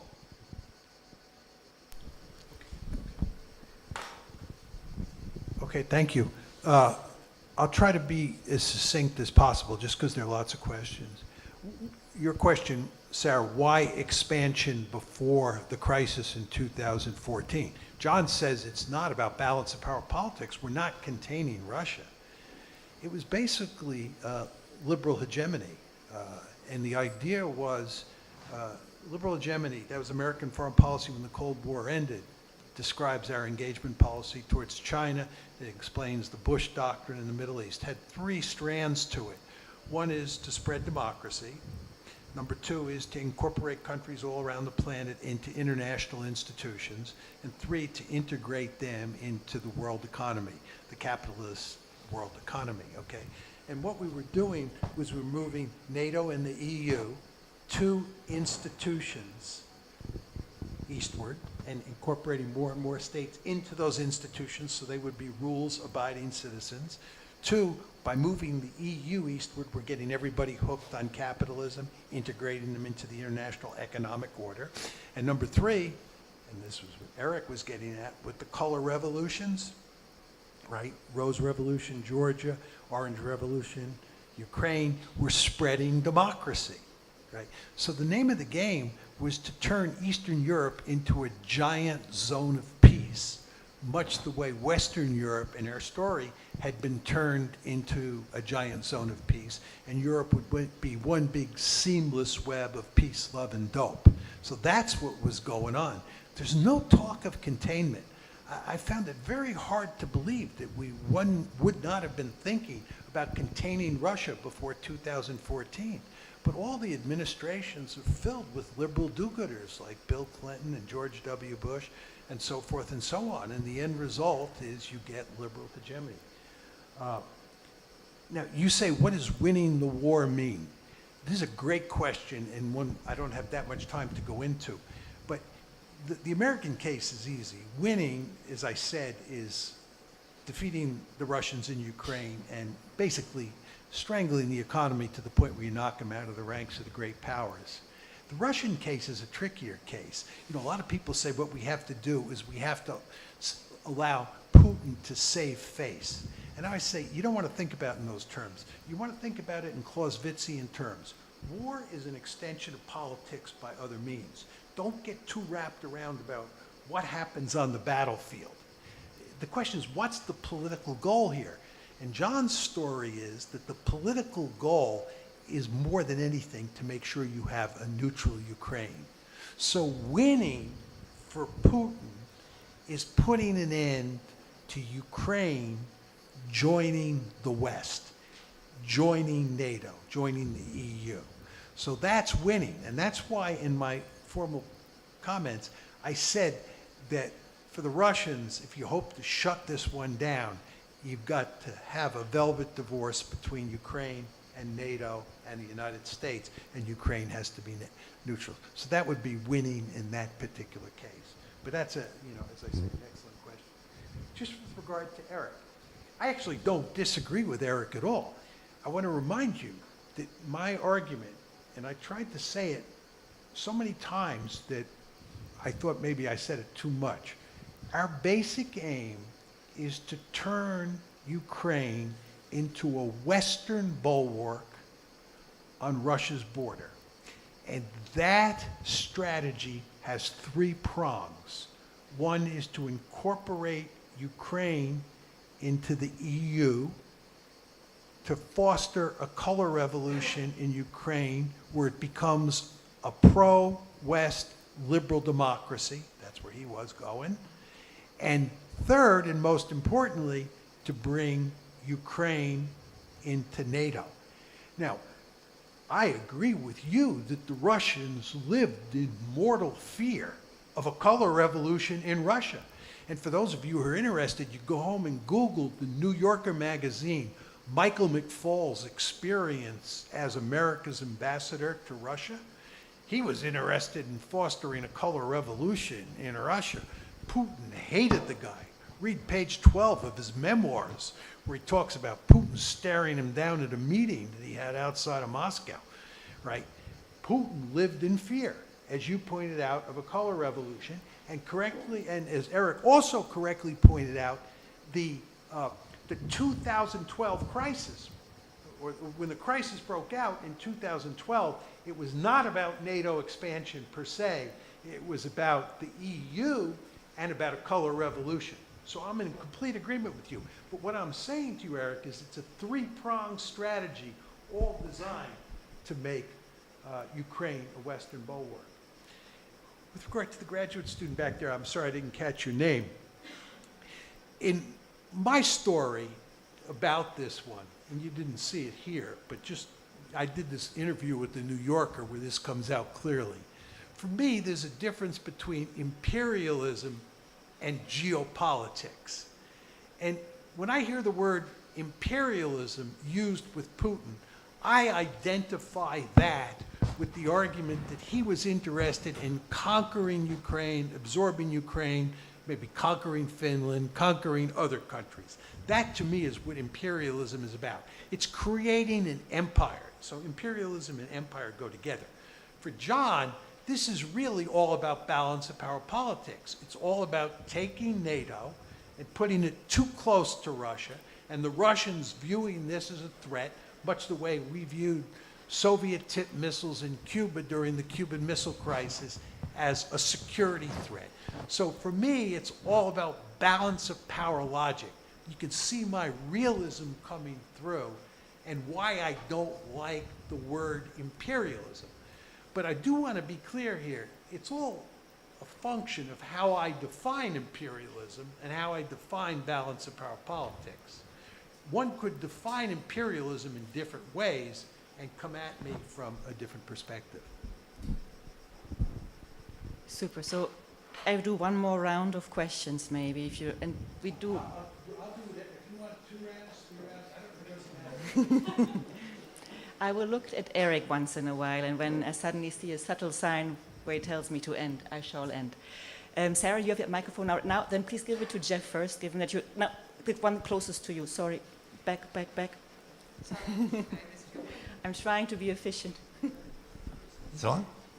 Okay, thank you, and thank you, John. I encouraged all my researchers to come today because they said you'd give a very entertaining presentation. You didn't disappoint.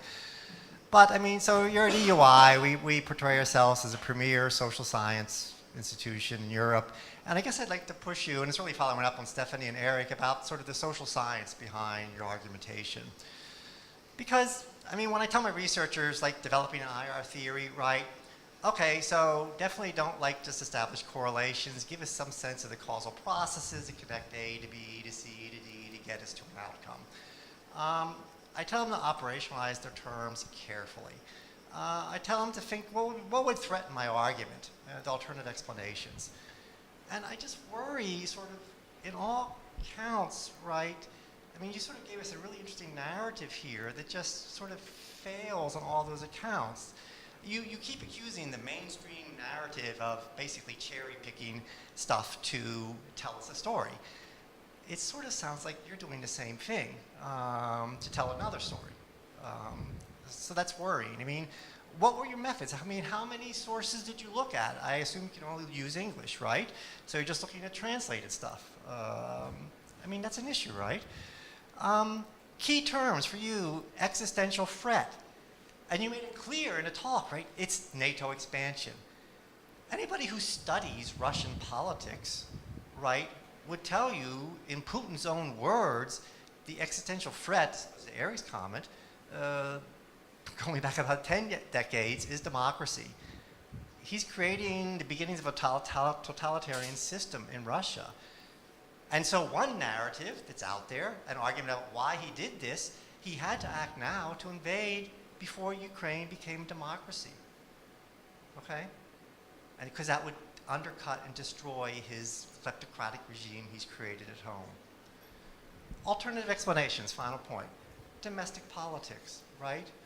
It seems really important. You have to know this stuff. You expressed surprise, right, that Putin couldn't have wanted to take all of Ukraine because look at the setup. They didn't have enough forces. Have you studied from the Russian specialists about the decision-making before the invasion? Putin was listening to 3 people. Shoigu, who was telling him stories. He thought he could actually take Kiev and decapitate it. You're assuming there was some rationality to that decision-making process, which simply wasn't there. So I just worry that, you know, if we sort of really think about the social science behind your argument, it's sort of, it's not there. Thanks. Veronica, please.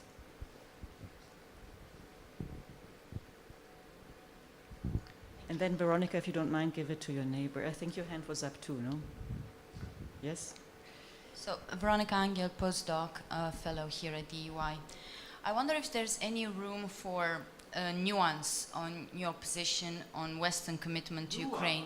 Nuance, yes. I'm just trying. I'm trying to be nice to you. Really trying. In your position on Western commitment to Ukraine's EU and NATO membership. Because the opposition to NATO enlargement coming from multiple Western NATO states that you alluded to, as well as lukewarm Eastern European support from member states, which you did not mention, but which also characterizes the foreign policy of these countries since they did join EU and NATO, rather confirms the idea that the need for a buffer zone between the West and Russia also permeated NATO's strategic culture, not just the Russian one. So is it your suggestion that we should believe that the idea of buffer zone creation was never part of post-Cold War US foreign policy? And does that mean that we should read your interpretation of the war as a call for the ideological and material investment in a long overdue creation of this velvet divorce and of territories defined by fragile equilibria? And back to Jeffrey's point as well, you use the word evidence a lot, which elicits attention to knowledge-making tools. How do you conduct your research? It's quite possible that your position on interpreting Putin's intentions and that of people who study the area is so different because we simply talk to different people. Who are your interlocutors on the ground, your resources, the archival material you consort, and so on? Thank you. I know it's unfair to the people who will ask questions now, but please be a little shorter and if possible, one question per person, just so we get a few more people and questions in. Apologies. So who's next? Next to you. Yes, thanks. You ended your speech by saying that history will judge unfavorably. Should I stand up? Okay. That's what I'm told from the back. The United States and its allies, but you didn't really talk about the allies during your talk, except to say that they were opposed to the 2008 decision to aim for Ukraine and Georgia to become members of NATO, and they couldn't get their way. And Olaf Scholz was in Kiev, I think, or Moscow in February, just before the war began, and he talked about NATO, the prospect of NATO membership, and he said, this is not on the table for the foreseeable future, but he didn't say Germany and France are vetoing the prospect of Ukraine joining NATO. So my question is, why, if Germany and France were opposed to the very principle of NATO expansion to Ukraine and Georgia, why did they fail to stop the prospect of NATO expansion from getting onto the agenda and remaining there? And a second question very quickly, what should change? What would need to change in the future for that to be possible for the French and the Germans? Do you mind if I take one more question, or do you prefer? I don't want to deny that person, whoever he or she is, an opportunity to ask a question. Can you? Do another round. We do another round, but so we try to, so that, I'm just worried that Eric will give me the sign very fast, so I'm squeezing one more question in. Can you give the person behind you? Thank you very much. I'm Makoto and a postdoc here. My question is about a cheap talk. So you mentioned you relied on Putin's statement, and I understand that Putin usually don't lie to foreign colleagues, but if the war aim, the real war aim or partial war aim is unpalatable, isn't it a good reason for them to lie or generic leader to lie? For example, when Japan invaded Southeast Asia, Japan wanted the oil in Indonesia. They never publicly said that. So you mentioned that we need, or counter-argument needs, a definite proof that Putin had intent to, have an imperialistic expansion. But if imperialistic expansion itself is unpalatable, then isn't it kind of unrealistic to expect him to say, hey, Angela, actually I have an imperialist ambition and I have an intention to follow through. And also, relatedly, what I think, it could be a case that if the perception of Russia about NATO is very important, then isn't it the case that, the most paranoid people, most paranoid to the provocation is... Oh, sorry, then I'll stop it. Thank you.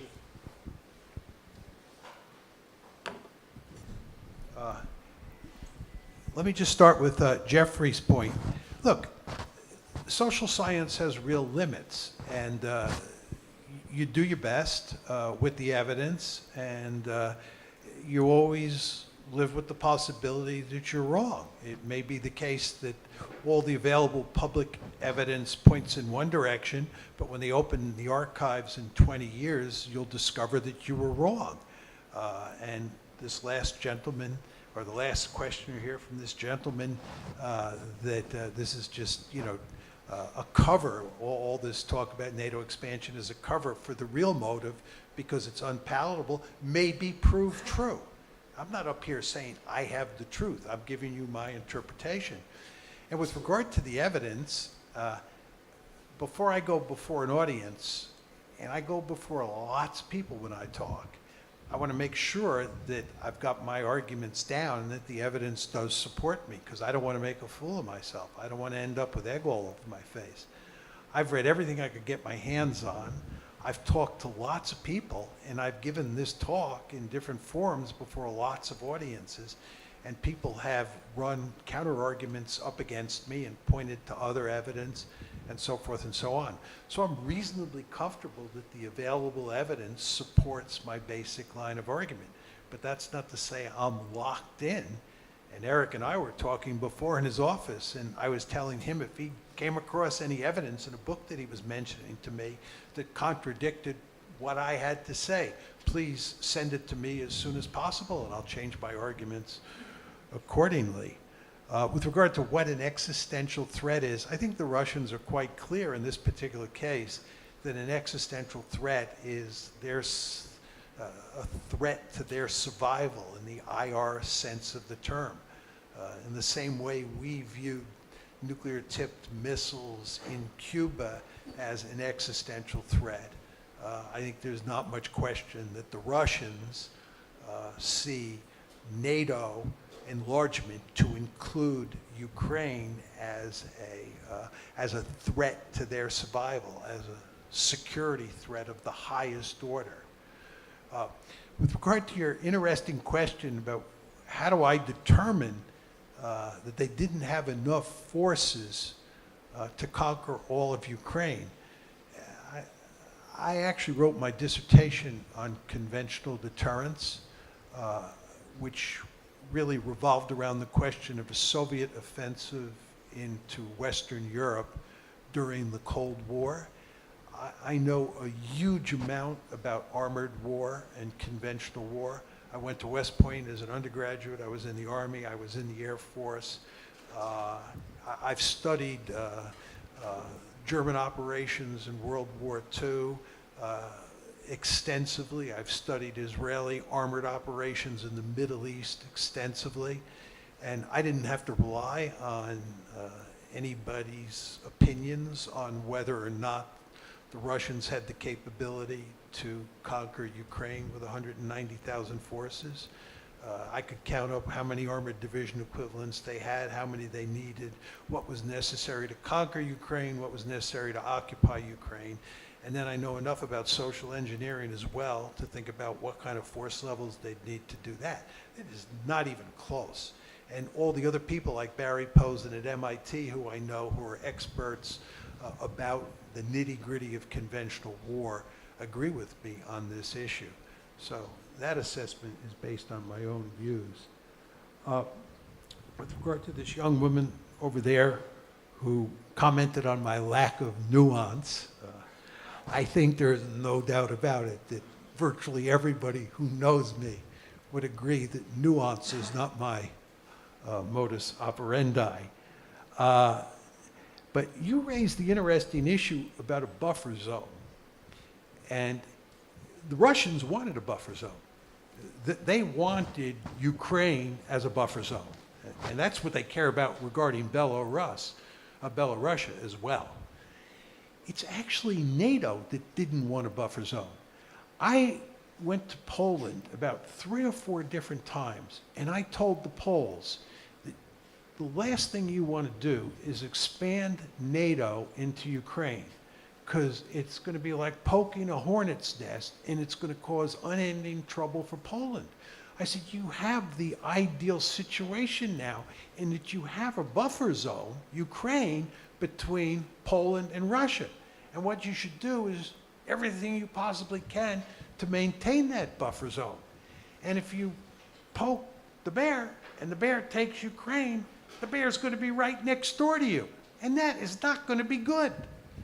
But we were not interested. The Poles were not interested.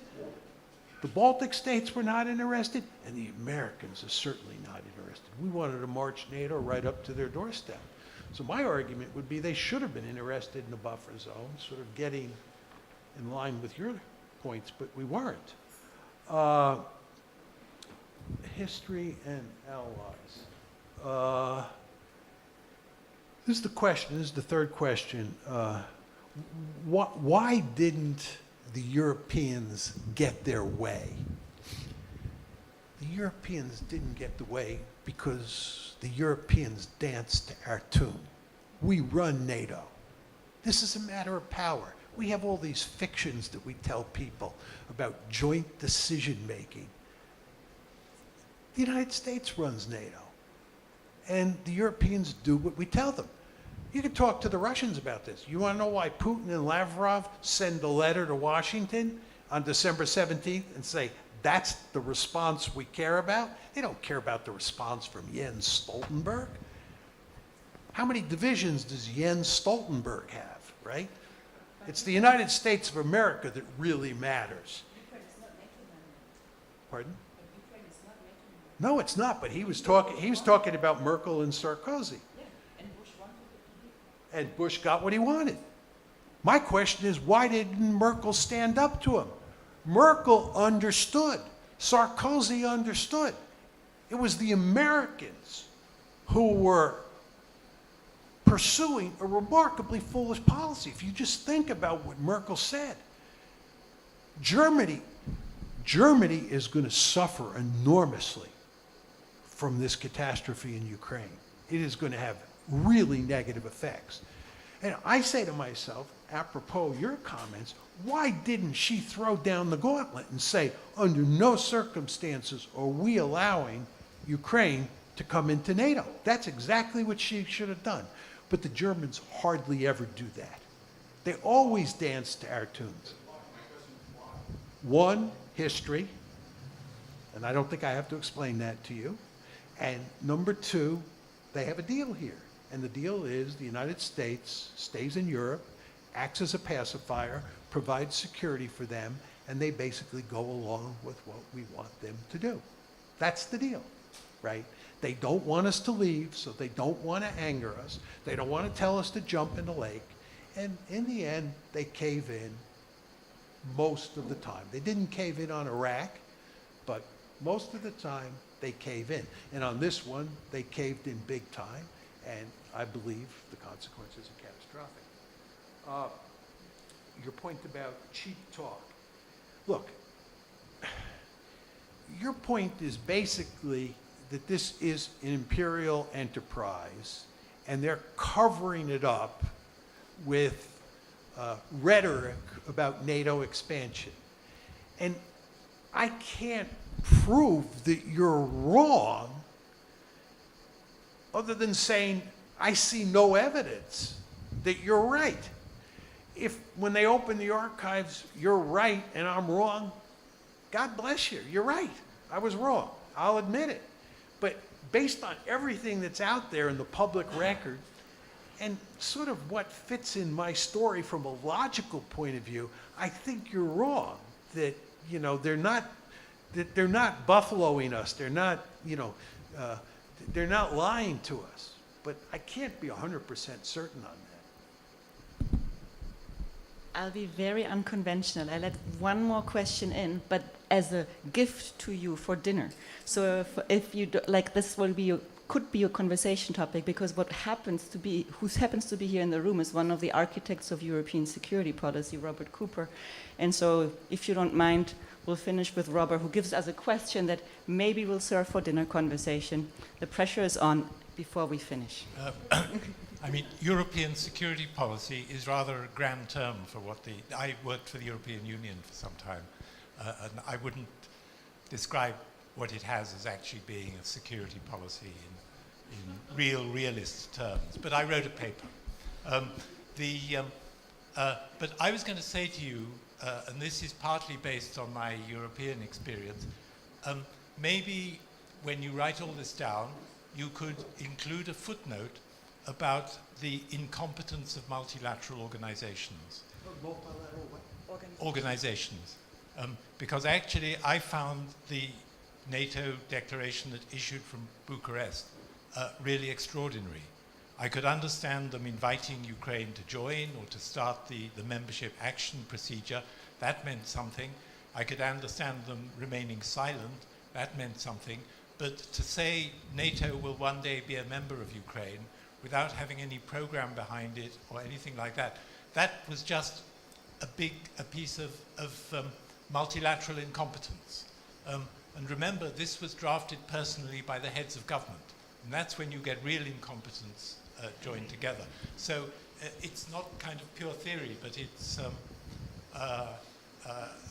but nevertheless, multilateral organizations are very curious. Actually, I think the UK played a bad role, because if the UK had joined France and Germany in saying, look, this is rather dangerous, it needs to be thought about more carefully, maybe we could have got away with saying nothing, which would have been a good solution. So, can you very quickly? Oh, sorry. Over time, I've come to appreciate the importance of multilateral institutions, or what you call multilateral organizations. When I first, started thinking about institutions, I tended to be somewhat contemptuous of them, and that was foolish on my part. But the argument I would make is that multilateral institutions are run by the most powerful states. And the EU and NATO are run in large part by the most powerful states. And with regard to NATO and the April 2008 decision, you said that it was evidence of multilateral incompetence. I think there's absolutely no question you're right. I've now studied and talked to people about this. You're absolutely right. But it was the Americans who were responsible. It was the Bush administration. And if you look at the decision-making process, it was, to put it in crude terms, a half-assed decision-making process where the Americans really goofed. I would just say to you from having spent 3 days in Germany talking to a number of people about this issue, they would take issue with you on the UK. Their argument is, this is not my argument, this is what a number of people said to me. The French, and especially the Germans, were real Bolsheviks about opposing the Americans.